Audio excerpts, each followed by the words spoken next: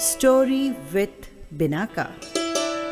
सुनिए कहानी बिनाका की जुबानी। लीजिए हाजिर है आशा पाराशर की कहानी अनुभूति।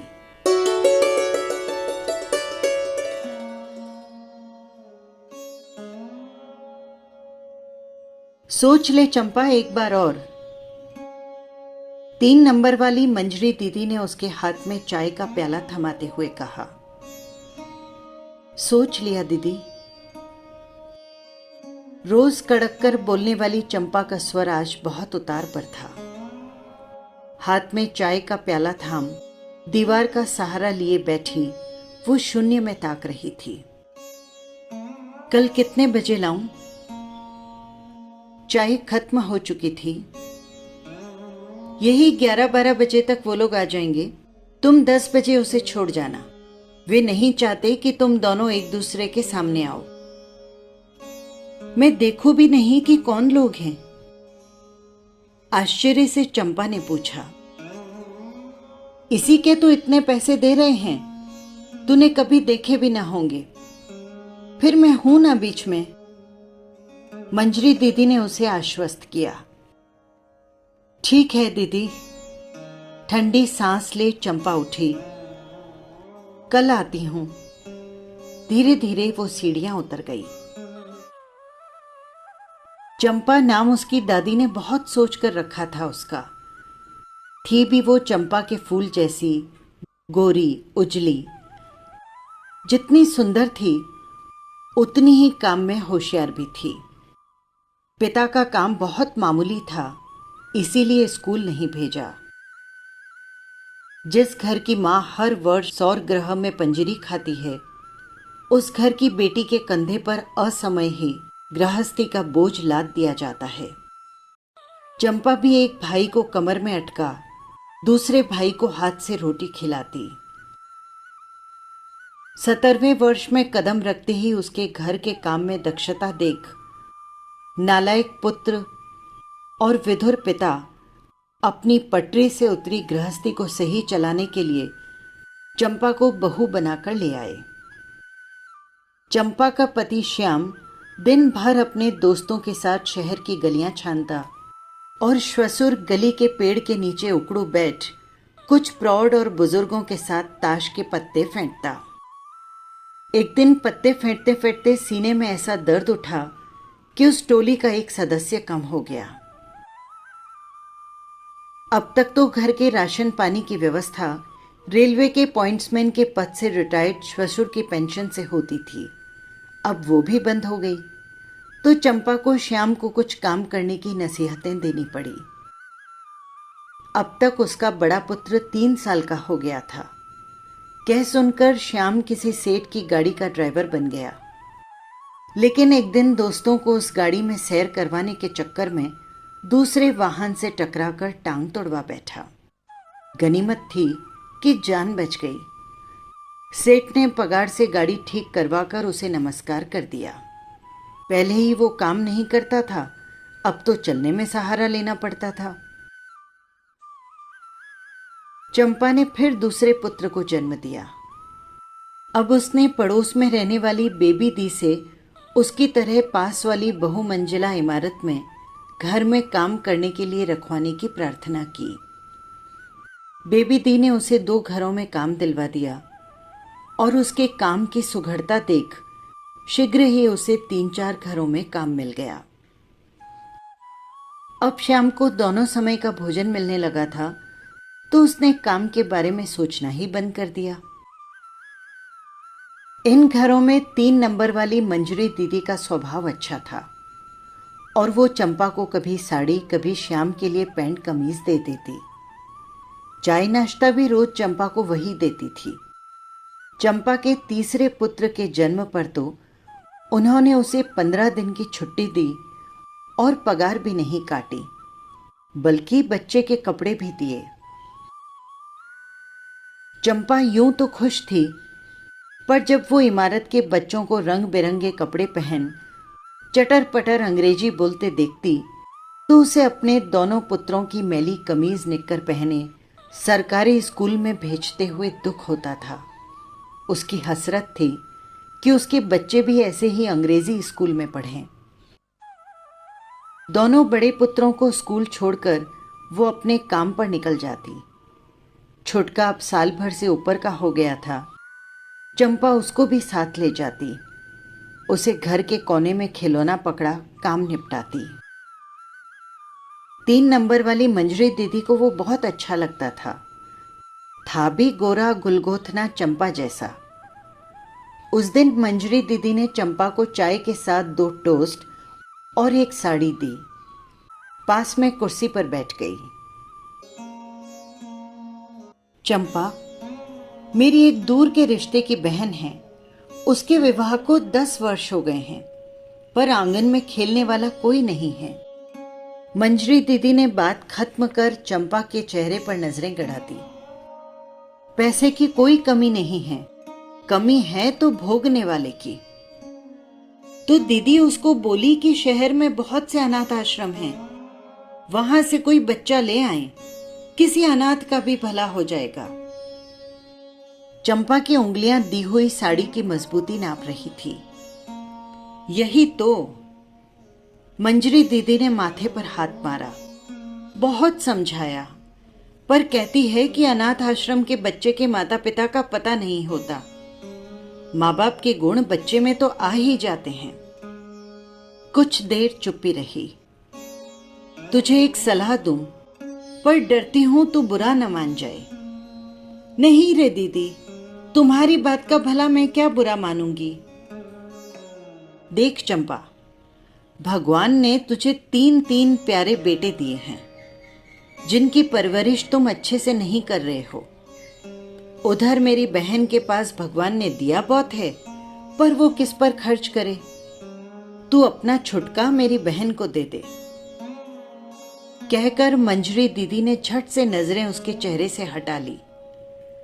अच्छे घर में पलेगा, पढ़ेगा तो जिंदगी सुधर जाएगी उसकी, और फिर तुझे अच्छा पैसा दिलवा दूंगी। क्या बोल रही हैं दीदी आप? चंपा ने विस्फारित नेत्रों से उसकी ओर देखा। गरीब जरूर हैं दीदी, पर अपनी औलाद बेचते नहीं हैं। आवाज आंसुओं से भर्रा गई थी, और वो आधी चाय और साड़ी वहीं छोड़ जल्दी से दरवाजे से बाहर निकल गई। फिर उस दिन उसका किसी काम में मन नहीं लगा। वो छुटके को बार बार सीने से लगाकर चूम लेती।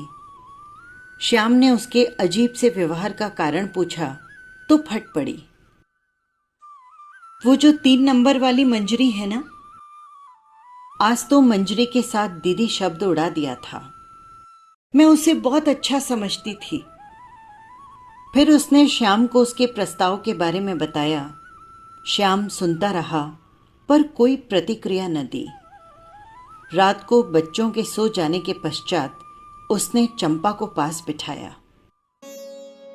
चंपा सुन, मुझे गलत न समझना, पर मुझे 3 नंबर वाली दीदी की बात मान लेने में कोई नुकसान नजर नहीं आता। श्याम ने चंपा का हाथ सहलाया। देख, काम कर कर के तेरे हाथ पहले जैसे नहीं रहे। कितनी मेहनत करती है, पर क्या हम बच्चों की परवरिश ठीक कर रहे हैं? तेरी इच्छा है ना कि बड़का और मंझला अंग्रेजी स्कूल में पढ़े, पर हम भेज नहीं पाते। छुटका तो बेचारा पानी पर पल रहा है। मेरी मान, इसके भले के लिए कलेजे पर पत्थर रख ले। कम से कम ये तो बड़ा आदमी बने। चंपा गहरी सोच में बैठी सुनती रही। हमें राम जी ने 2 बेटे और भी तो दिए हैं, जिनके पास एक भी नहीं।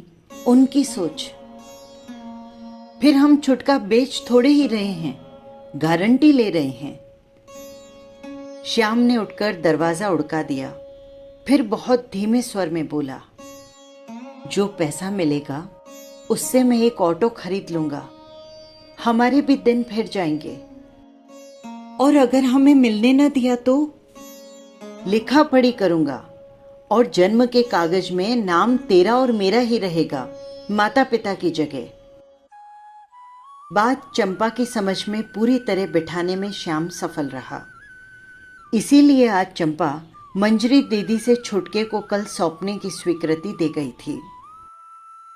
घर पहुंचकर चंपा ने बड़के और मंझले को बताया कि छुटके को कुछ दिन के लिए मौसी लेकर जा रही है। वहां उसे डॉक्टर से दवाई दिलानी है। वो बार बार छुटके को प्यार भरी निगाहों से देख लेती। उसे भी शायद बिछुड़ने का आभास हो गया था। बार बार आकर माँ के कंधों पर झूल जाता। चंपा का दिल भर आता, पर अगले ही पल कल्पना में उसे सुंदर कपड़ों में सजा धजा बस में बैठा देखकर मन पक्का कर लेती। रात को सोने से पहले वो एक झोले में उसके कपड़े रखने लगी तो श्याम हंसकर बोला, पगली, अब उसे इन कपड़ों की जरूरत नहीं है। और सोए हुए छुटके के सिर पर हाथ फिराने लगा। मैं भी तो इसके बिना नहीं रह सकता, पर सोचता हूं कि मेरा बेटा कमाने के लिए दूसरे शहर जा रहा है। बहुत तेज बरसात शुरू हो गई थी। बिजली चमक रही थी। बादल की गर्जना से नन्हा छुटका चंपा से लिपट गया था। श्याम के खर्राटे सुनाई देने लगे। बाहर से बिल्ली के रोने की आवाज आने लगी। मुई इस समय रो रही है, अपशकुन होता है। चंपा ने अंदर से हश हश किया। कुछ देर बाद फिर उसके रोने की आवाज आने लगी। चंपा ने दरवाजा खोला, एक पत्थर मारा, वो भाग गई। चंपा सो गई। सवेरे उठकर उसने दरवाजा खोला तो आश्चर्य हुआ। अरे, ये बिल्ली बरसात में भीगी हुई क्यों है? देखो कैसे कांप रही है। रात भर से यहीं है। चंपा को पास वाले रघु काका की छोटी सी परचून की दुकान के अंदर से बिल्ली के बच्चे की आवाज सुनाई दी। ओह, तो ये बात है। वो जल्दी से रघु काका के घर का दरवाजा पीटने लगी। काका, तुम्हारी दुकान में बिल्ली का बच्चा बंद हो गया है, उसे निकालो।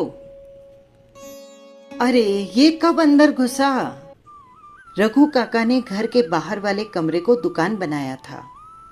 शटर ऊंचा करते ही बिजली की तेज गति से बिल्ली का बच्चा बाहर निकला और बिल्ली के साथ दौड़ता हुआ पास वाले घर की छत पर जा दोनों आंखों से ओझल हो गए। अब तक रघु चाचा के दुकान के बाहर मोहल्ले के 5-10 लोगों की भीड़ इकट्ठी हो गई थी। रात भर इसके रोने की आवाजें आती रही। चंपा ने बताया, बरसात में भीगती रही। कैसे न रोती भीगती। संतो ताई बोली, माँ है ना, इसने 4 बच्चे दिए थे। मैं रोज एक प्याला दूध देती थी। मुझे इसे पीने ही न देते और ये भी उन्हें पीने देती। अब तक श्याम भी छुटके को गोद में लिए बाहर आ गया था। सच कहा है, माँ की ममता के आगे भगवान भी हार जाते हैं। भीड़ में से किसी एक ने कहा, ये कौन सा उसे कमा कर देगा? और एक हंसी की लहर उठी। भैया, ताई बोली, कमा कर दे न दे, पर इंसान हो या जानवर, अपनी औलाद को कोई नहीं छोड़ता। चंपा ने श्याम की ओर देखा। वो उससे नजरें नहीं मिला पा रहा था। उसने एक फैसला किया और श्याम के हाथ से छुटके को खींच सीने से लगा लिया। वो मूक जानवर उसे एक सीख दे गई थी।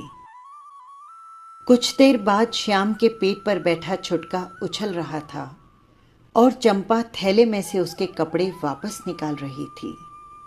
बरसात अब बंद हो गई थी और धूप निकल आई थी। बस यही थी कहानी। आपको कैसी लगी कमेंट बॉक्स में ज़रूर लिखिएगा। फिर मिलेंगे किसी नई कहानी के साथ। नमस्कार।